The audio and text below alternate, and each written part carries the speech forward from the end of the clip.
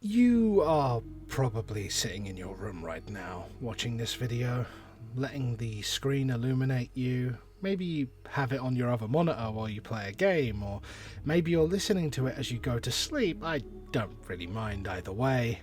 But wherever you might be watching this, I want you to look around. Look for the markers that make this space yours, or at least markers that prove you are there. A bag on a train, a poster on a wall, the very screen you're watching this on. Notice these things, acknowledge them, and then realize that one day, near or far, all these things will be gone. In Percy Bysshe Shelley's poem Ozymandias, there is a statue in the desert of the ancient Egyptian pharaoh Ramses II. Arrogantly, the statue calls on other rulers to recognize the great empire of Ramses, to see his work and realize his superiority. The poem puts us before the statue in the modern era. The statue lies in ruins. The empire surrounding it is nothing more than dust, and yet the command remains, its context forever changed.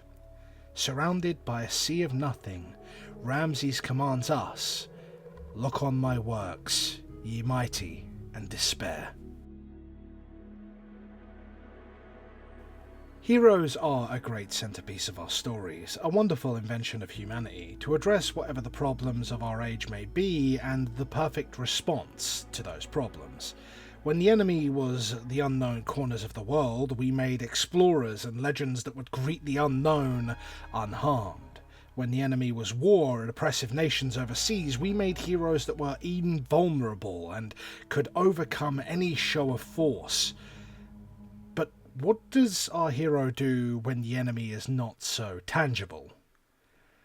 What do we do when the enemy is time?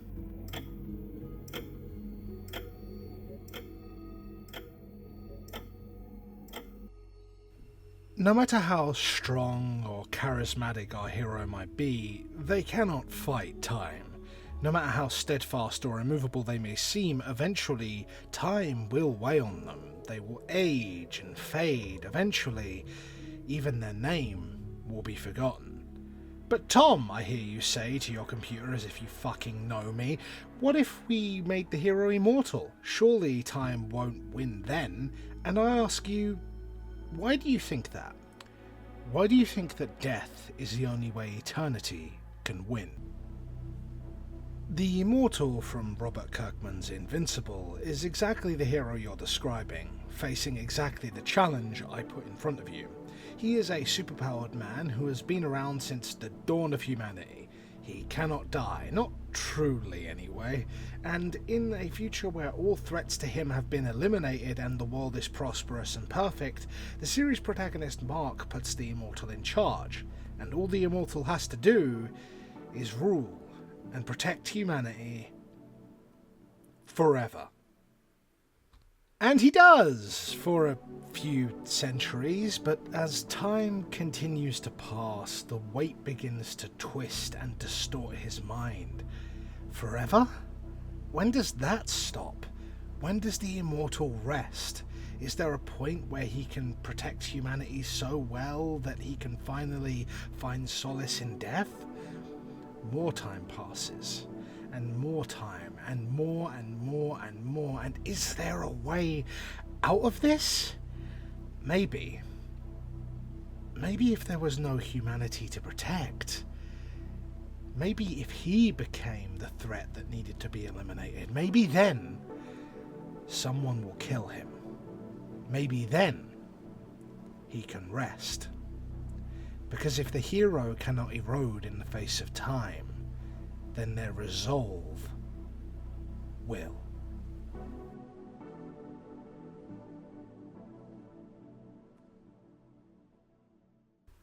Okay, I hear you say, unaware of my presence in your walls. Well, what if we had a hero that was immortal and had infinite will? Well, What if I told you that there is a setting that not only has a hero that does this, but the setting itself explores it? A time so warped, so dark, it will pierce your very soul. It's Dark Souls. You know it's Dark Souls. You saw the thumbnail. It's Dark Souls. You know. The setting of Dark Souls is one where true immortality is pretty common. Almost every single character wages war against time in their own way. In fact, a war against the turning of time is kind of the catalyst for the games. Essentially, time is in a loop between the Age of Dark and the Age of Fire. These cycles are natural and all ages must end. Until the first game, where King Gwyn, resident arsehole and final boss of the first game, decides to artificially prolong the Age of Fire so that his reign will continue and his kingdom won't fall. But this has dire consequences.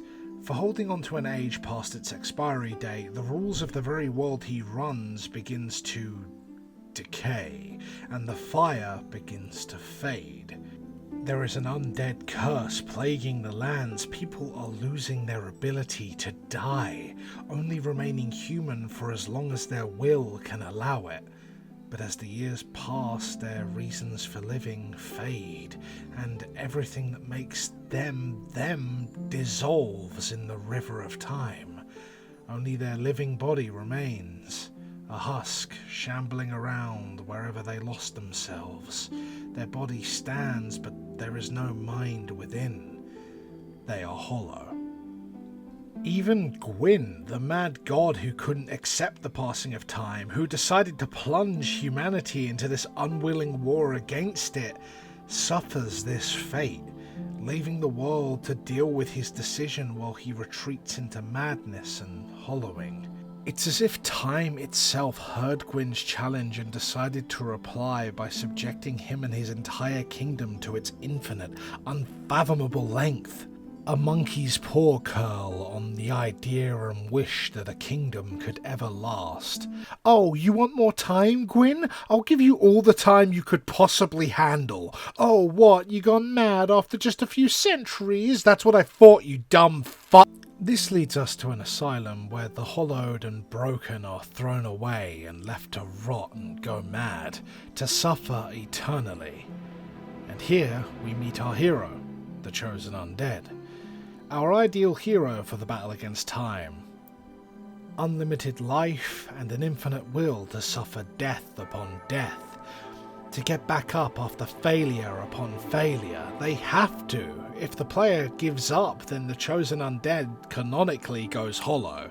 To win the game, the chosen undead and the player must have infinite will.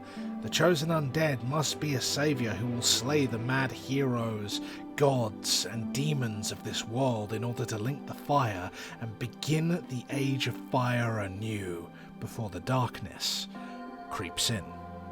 And so the chosen undead assures a new age, possibly thousands of years of light. But it doesn't matter. The world is saved, but then it's saved again, and again, and again. Time still marches onward. Each sequel puts an unfathomable amount of time between it and the last entry, and by the time 3 comes around, so long has passed that the world itself can no longer pretend to work. The world is broken.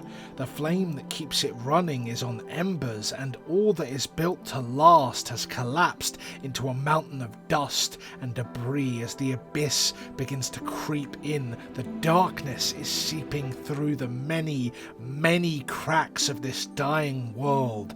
Even the Abyss Watchers, an army of perfect immortal soldiers meant to specifically fight back the abyss, find themselves infested with it because given infinite time, everything that can go wrong will go wrong, and time has had enough.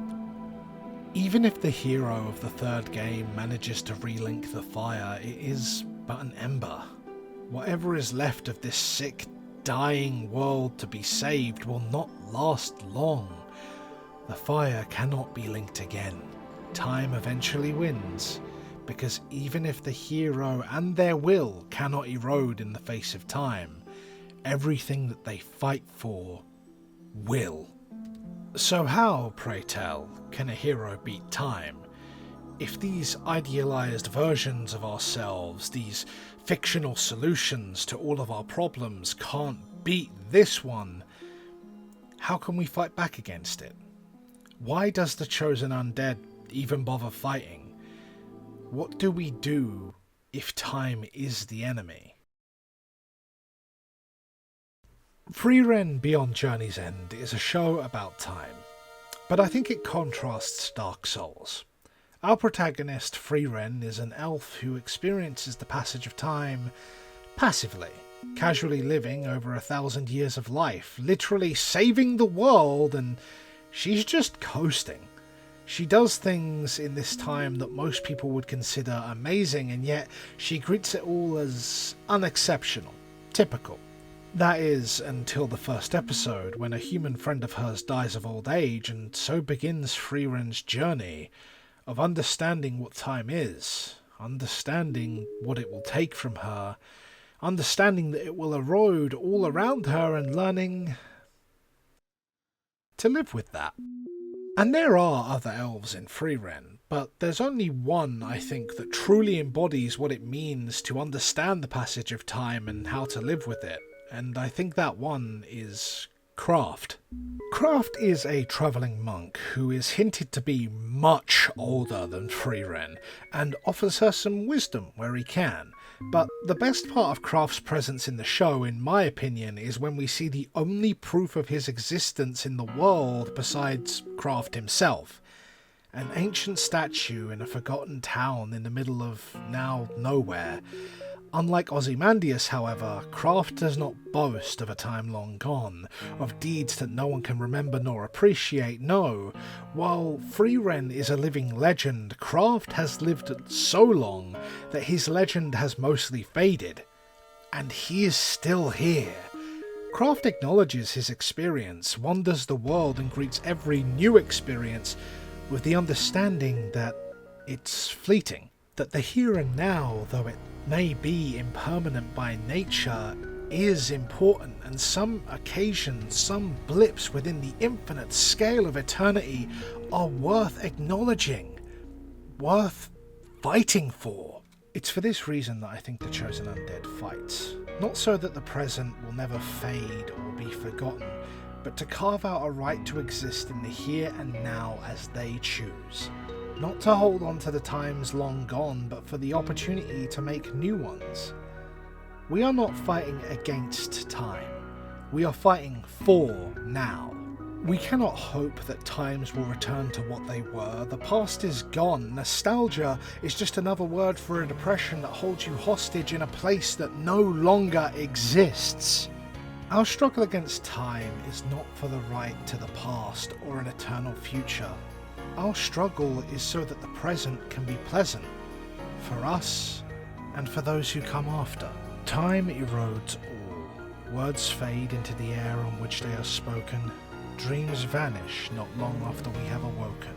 Fresh hellos can become tired goodbyes. Suns rise and stars die. All things erode with time. So let my love exist for you now. Let it shine and dazzle and light up the town, for if time is infinite and erodes all we do, I'm glad I got to exist alongside my sunrise. You. That's a poem I wrote for my girlfriend. We cannot truly beat time, nor should we try to. Trying to outlast time is like trying to be taller than height, stronger than weight, faster than speed. Time is not your enemy, our fear of it is, and you don't beat the existential dread by fighting against it, you beat it by existing in spite of it. If I could go the way of Ozymandias and leave a message in this video for those watching now and those who may find this in a sea of digital dust in the distant future, my command is this: look upon my works and rejoice, for I was here. Because it doesn't matter if the cosmos doesn't care, it doesn't matter that time will erode this declaration, because it can't stop me from making it. Time happens later, but now is all yours. Thank you for watching.